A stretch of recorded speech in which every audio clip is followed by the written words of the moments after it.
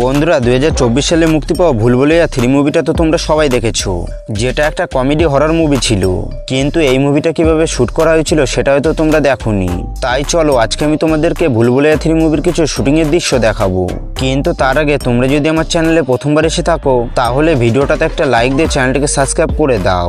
মুভির শুরুতে যখন রক্তগার তার মেয়ের মৃত্যু সাজা ঘোষণা করে এবং কিছুক্ষণ পর আমরা দেখি তার চিতা থেকে একটা মাস্ক উড়ে যাচ্ছে। কিন্তু তোমরা এখন দেখতে পাচ্ছ এই সিনটা ভিএফএক্স এর মাধ্যমে কিভাবে শুট করা হয়েছিল। তাছাড়াও মুভিতে মঞ্জুলিকার ক্যারেক্টারের জন্য বডি ডাবলের ব্যবহার করা হয়েছিল। আর তোমরা এখন দেখতে পাচ্ছ এই সিনটা শুট করার সময় মঞ্জুলিকার মুখে একটা গ্রিন কাপড়ের ব্যবহার করা হয়েছে। এরপর আমরা দেখি মঞ্জুলিকা তার মৃত্যুর বদলা নেবার জন্য তার বাবাকে আগুনে পুড়িয়ে মেরে ফেলে। আর এই আগুনে পোড়ানো সিনটাকেও ভিএফএক্স এর মাধ্যমে শুট করা হয়েছিল, যেটা তোমরা এখন দেখতে পাচ্ছ।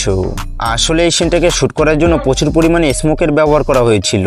তাছাড়াও মহারাজের পুড়ে যাওয়ার সিনটা সিজিআই এর মাধ্যমে আমাদেরকে মুভিতে দেখানো হয়েছে।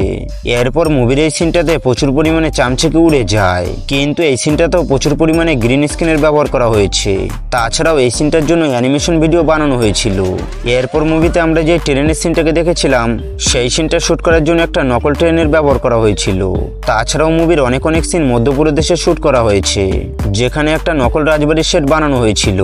এরপর তোমাদের মুভির এই কমেডি সিনটার কথা তো মনে আছে, যেখানে সঞ্জয় মিশ্রা, রাজপাল যাদব আর রাশমিনী একটা অদৃশ্য জিনিসের সাথে ধাক্কা খায়।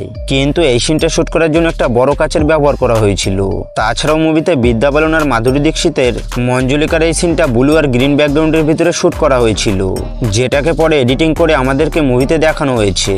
এরপর তোমরা মুভিতে কার্তিক আরিয়ানের বাইকে বসে থাকা এই মেয়েটাকে তো অবশ্যই দেখেছো, কিন্তু এই বাইকের সিনটা কলকাতার হাওড়া ব্রিজের উপর শুট করা হয়েছিল। তাছাড়াও বাইকের কিছু কিছু সিন ভিক্টোরিয়া মেমোরিয়ালের সামনে শুট করা হয়েছিল এবং মুভির ক্লাইম্যাক্সের সিন একটা ভাঙাচোরা জায়গায় শুট করা হয়েছিল। কিন্তু তোমরা এটা জানলে অবাক হবে যে ওই ভাঙাচোরা জায়গাটা দেখানোর জন্য একটা নকল সেট বানানো হয়েছিল, যেটাকে পরে ভিএফএক্স এর মাধ্যমে এডিটিং করে আমাদেরকে দেখানো হয়েছে। এরপর বিদ্যা বালন মাধুরী দীক্ষিতের চুল টেনে উপরে নিয়ে যায়। তবে এই সিনটা শুট করার জন্য দুজনের শরীরে কেবিল তার বেঁধে এইভাবে উপরে নিয়ে যাওয়া হয়েছিল। তো বন্ধুরা এই ছিল ভুলভুলাইয়া 3 মুভির কিছু শুটিং এর দৃশ্য। আর তোমাদের কোন শুটিং এর সিনটা বেশি ভালো লেগেছে সেটা কমেন্ট বক্সে অবশ্যই বলে যাবে। আর ভিডিওটা যদি একটু ভালো লেগে থাকে তাহলে একটা লাইক দিয়ে চ্যানেলটাকে সাবস্ক্রাইব করে দাও।